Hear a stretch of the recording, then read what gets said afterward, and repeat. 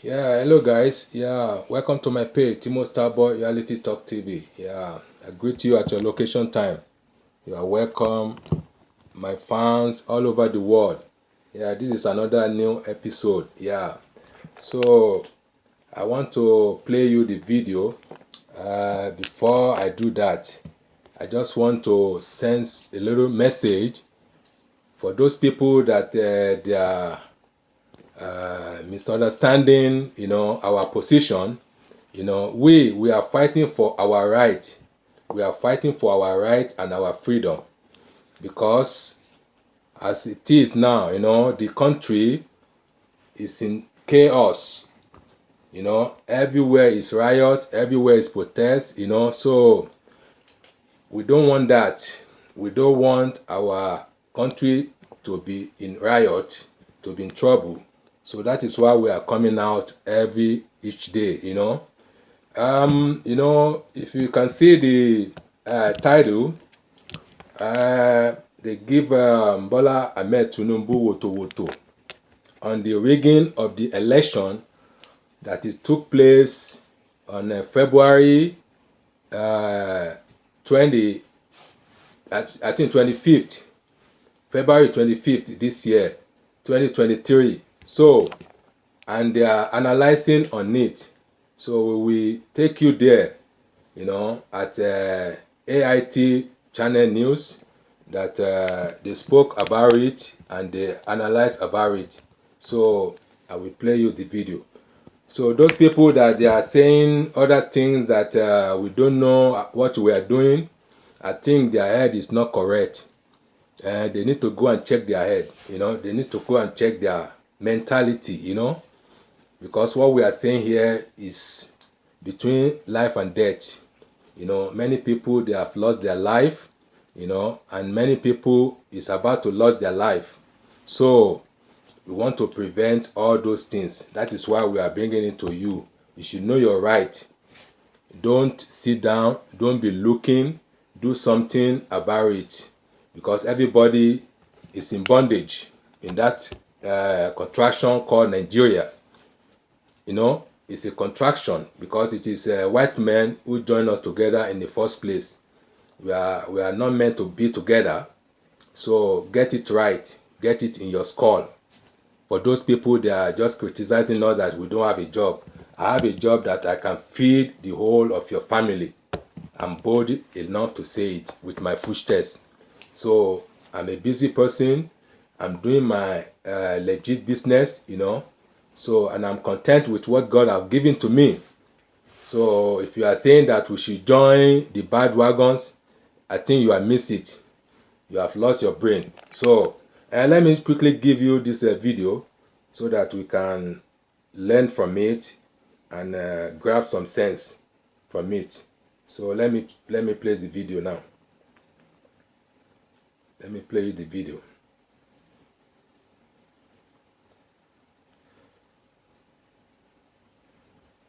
Where's the video again now? Okay. Okay, I got it.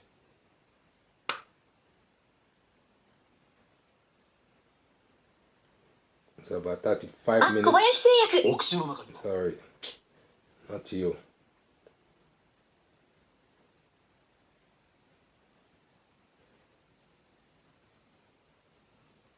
You can never join the evil people. We can never join the evil people. We are not belong to their group. It is God send us to come and tell you the message. And if you like, you hear it. If you don't like, you drop it. So that is your own problem. So let's hear from them. Candidate of the Labour Party, Peter Obi, said the Supreme Court's decision contradicted the overwhelming evidence of election rigging, false claim of technical glitch, and substantial non-compliance with rules set by INEC itself, and a whole lot of other issues. So this morning, we'll be looking at trying to analyze some of the issues he raised, but not just that. We'll also be looking at the state of the nation and a whole lot of other issues, the off-cycle elections coming up in 3 different states on Saturday and all of that. And to help us do analysis of this is former chairman of People's Democratic Party in Anambra State, Chief Dan Olasi, who's also a political analyst. Thank you so much, Chief, and welcome. Good morning, and thanks for having me. It's been a while. Yeah, it's been a while. I've had lots of problems. A lot of relations died, so we've been bearing from one town to the other. Friends, Oh my God. so we've quite been very busy. Our heart goes to them.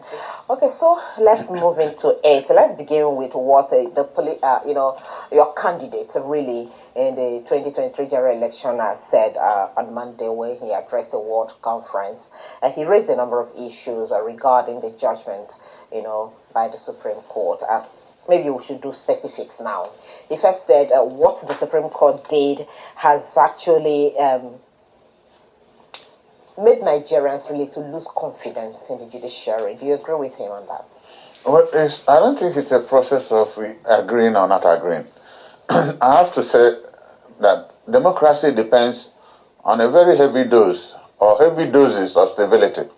And underline the word civility. In all civilized communities, those who practice democracy are very civilized people. And civility involves honor, integrity, honesty, 100% ability to say you're sorry when you feel you're wrong. But in this country, Nigerian politicians have developed a toxic tendency of stash and burn politics, which is very dangerous. And because they have developed that tendency, you know what it has done?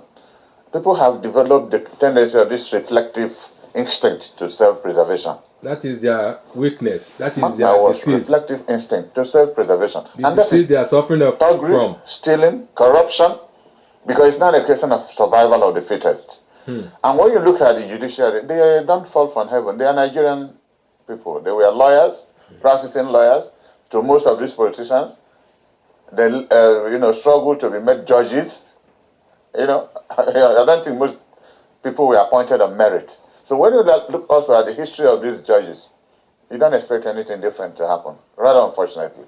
But you would have expected that the judge who has gone from the High Court, the Appeal Court, to Supreme Court, will be doing something a lot more decently. If I say, don't be stupid, and somebody else says, don't be stupid, 2 different voices, the same thing. You might not be annoyed when I say, don't be stupid.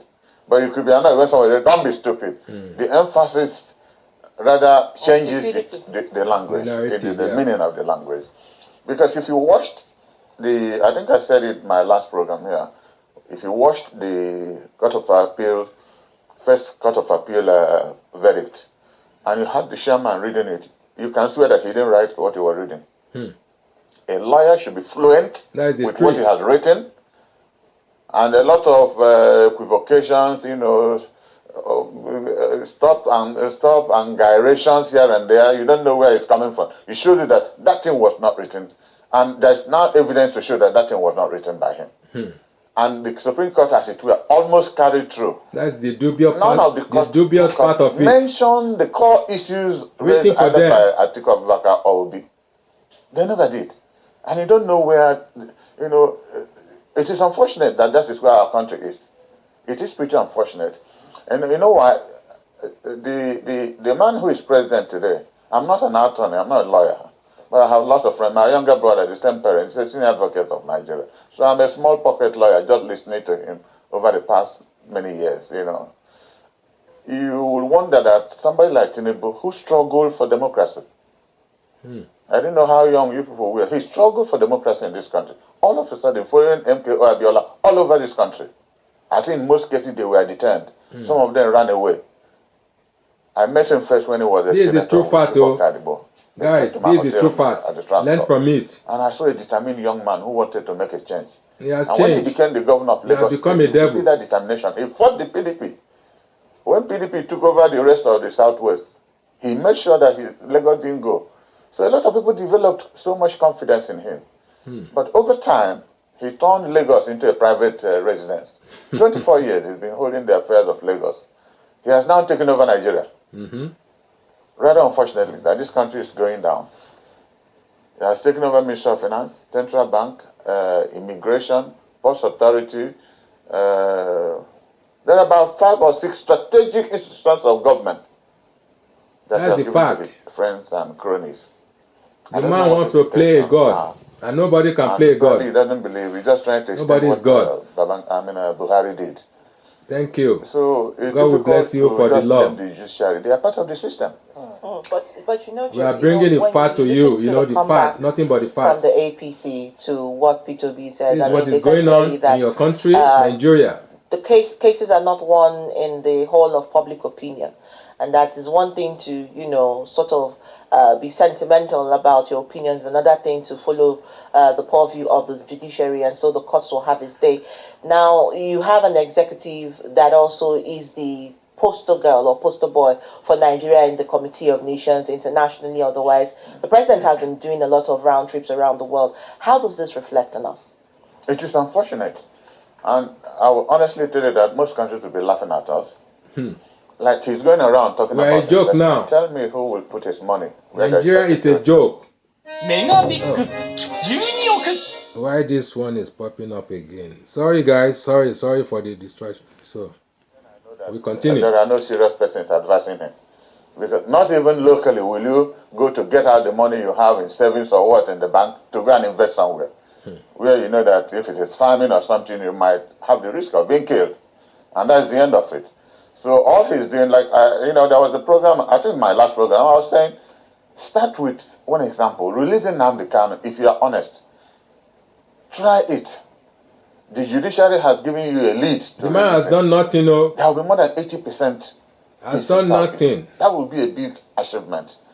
It But they might put take him a in lead to in other dungeon. areas like the Boko Haram, the bandits, because every protest, and I continue to maintain that every protest is as a result of unresolved grievance.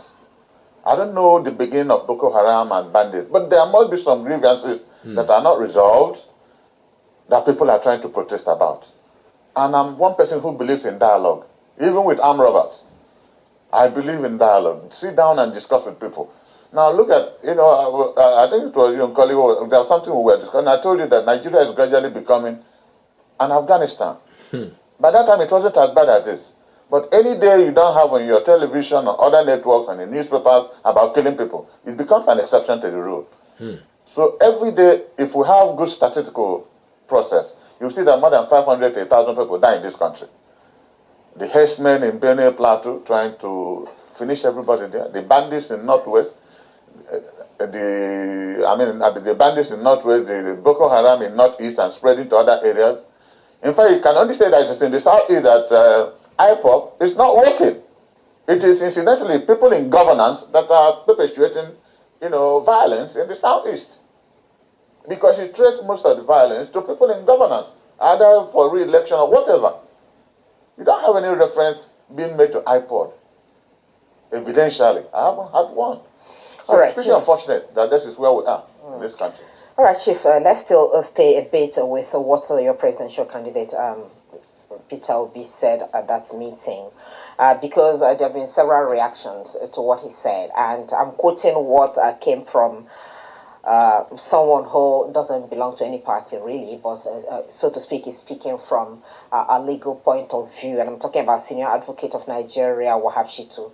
He did say that one question to ask is which of the issues that were raised in court was proven beyond a reasonable doubt, because we have the Electoral Act which says that if you say there was violence in an election, it's not just enough to say there was violence. You must be able to prove that beyond reasonable doubt. And then he questioned malpractice, forgery, perjury, and all of that. And in his own legal point of view, he says none of them was proven in court. So the judges should not be blamed for that. Well, like I said initially, I'm not an attorney, so I don't know the processes of, I don't believe that almost 20 to 30 senior advocates, both for P2B and Atiku Abubakar, are foolish. I don't think we have, whatever it is, that brilliant that you look at senior advocate Uche and say that you didn't know what he was doing, or Mike or Zahome. These are very brilliant lawyers. and they were contesting for something. Because if you look at the way the judgments were being given, they left the main issues, only made scathing remarks that this was not proved. How can you show that it was not proven? It's only the judge who says it. He is the final. I mean, they're infallible because their decisions are final. So anybody can afford to play around that rhetoric of how do you prove, because the court only said whether you proved it or not. And I don't believe that they wasted all these months without proving anything. If I was an attorney, I would have probably gone into step by step of what they were saying. But most Nigerians were convinced that INEC did not say what it promised it to do. Exactly. That they were, mago here and there. Most Nigerians believe that, and most Nigerians are not foolish. By all means, please, the lawyer should not. It's court of public opinion. It is very important in civilized communities, because all it means that next election, those people will not vote for you. If indeed they voted for you, you should have listened. Because if indeed they were not voted for and this thing happened, they are sure to fail in the next election. But you see all of them go through again, because the same thing will repeat itself. So this is why I say that democracy depends on heavy doses of civility. And once we don't have it, it's the marketplace. Anything happens. Okay, so one more follow-up question. How do you react really or respond to those who said that, okay, fine. この箱から冬の私が始まる This thing is still. Sorry, guys. I don't know what to do with this CM. We may believe that he has been cheated. Obedient movement followers may also believe that justice has not been served. But the fact that the judgment has been given up to the Supreme Court, it was a hot, a hot chase really for the APC, and it wasn't easy at all. But at the end of the day, the Supreme Court has given its final judgment that probably Peter, we should just have congratulated the president and then told his followers to wait, that they will get prepared for the next election and even go out better.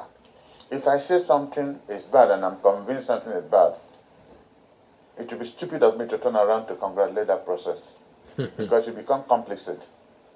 What I should be looking at, I had a series of very serious meetings yesterday with top-level members of my party at the highest level yesterday for hours on end. And we're thinking of how to reorganize. I mean, what we're looking for now, how do we reorganize the party? How do we make sure that this place is not turned into a one-party country? Because that is where Tinubu is moving to. It's already one-party country. Top-level members of all parties, they are buying them one after the other. Because the way they are doing Not mago allow this country to become a with the one-party judiciary. state. So I would advise Judiciary system that the next Friday after is worse Christmas, now. we're trying to set up committees for serious reorganization and reconciliation of starting with PDP. I don't know what Peter wants to think about, but he left PDP to. Oh, you are really in PDP, and I kept saying your candidates. Can you imagine? You are in PDP. Why am I referring to you as an LP Were you referring to me as I was actually saying your candidate. Not, No. okay, it was the Labour Party. Probably because he's from your state. That's the my friend, confusion besides there. from my state, he's been a very close friend of mine. I mean, about a week ago, we were in a ceremony, a funeral together, and nobody could believe how we were shouting, hugging ourselves like that. But what I'm saying is that the two parties need to sit down and tell themselves the truth, looking forward, for the overall interest of this country. Absolutely. Somebody somewhere has to, when you see marriage succeed, it's either the wife or the husband would have to be stupid. One of the partners must be stupid, at least up to first 10 years of that marriage, for things to normalize. If you don't do that, that's a problem. So that is on our part in PDP. We had several meetings with our governors to see how we can reorganize the party, strengthen the party. Okay. But if PDP does that and Labour does not seriously think, whether come 2027 they can make it on their own, then what happened last will happen again. This is This is the time for very serious discussion on both sides. I mean, this is a very instructive point of engagement. This, trying to rally round and reconvene and rethink strategy. within the PDP, because just last week Morgan Stanley International removed major Nigerian securities from the stock market. And what that means is that international foreign direct investors are not, trusting the Nigerian economic system. Several layers of investor confidence has been eroded. And the question is, who speaks the truth to power? And we've had several guests here talk about, the lack of opposition voices that are strong enough, that are instructive enough to keep the executive on their toes. So now you've mentioned that PDP is having conversations, doing the meetings, setting up committees. However, of course, we've seen in the past 2 weeks the sort of back and forth within the PDP between two of its, frontmen from River State, Sim Fubara and that of Nyesom Wike. They have been back and forth.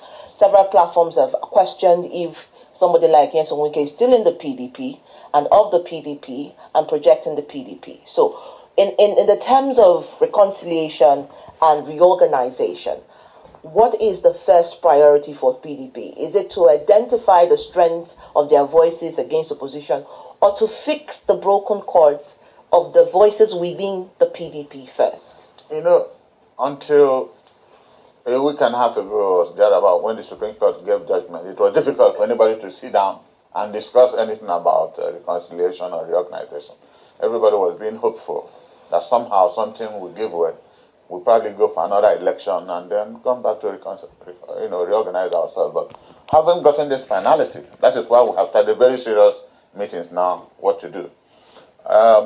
Reference to Wike is still in PDP. I mean, he went to court to get an order that he will not be expelled. So theoretically, he's in PDP.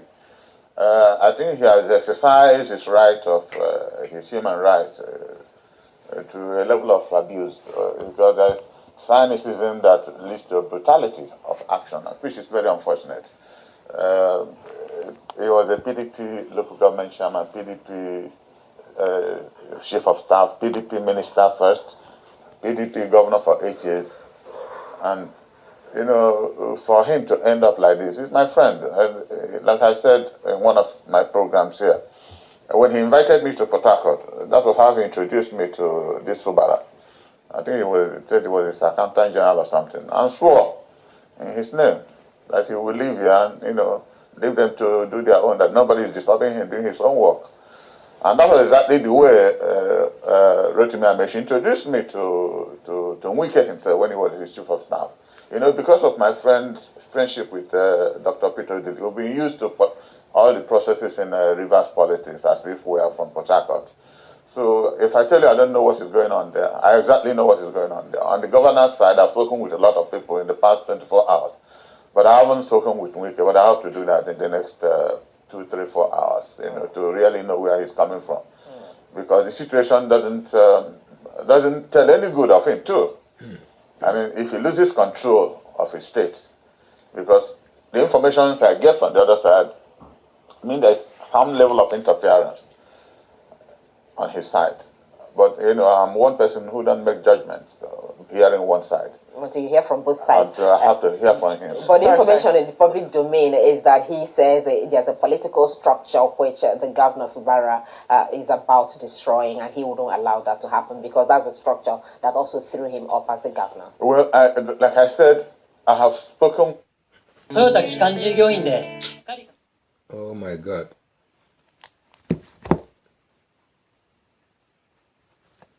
Governor directly, but I hope I'll speak with him. I've spoken with people who are very close to him. That is not the information on the ground. That's far from structure, has nothing to do with what they have told me. So if I hear from Wike, then we'll see how. We discussed that extensively yesterday too at a high-level meeting in PDP.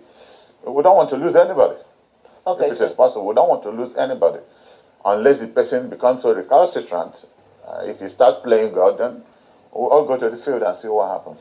Okay, you talked about control here, and I just want to pick on the word because, a lot of people have also, I'm sure a lot of enlightened political pundits have sort of evaluated the control system of godfathers, people who appoint people into position and how they also allow, those people who take over from them to leverage on the goodwill of the people and, bring a new dimension to leadership. And we've seen that not just in River State. We are seeing that in Kogi State, where the elections that are about to happen split the APC even into four personalities, where one had to now go and join SDP, but was a very good bedfellow with the APC. So where do we now draw the line with this control that you mentioned and the boundaries, so that those who are appointed or elected or chosen or anointed, if the word would allow me, are allowed to thrive in their new space? You know, as a scientist, you can see why I laid the first foundation on civility. If you look at the word civility, it's all-encompassing. What are the qualities of those that turn out to be governor? Being a graduate is not a certificate of being a good governor or governing well. Civility involves character, training. How did your parents bring you up?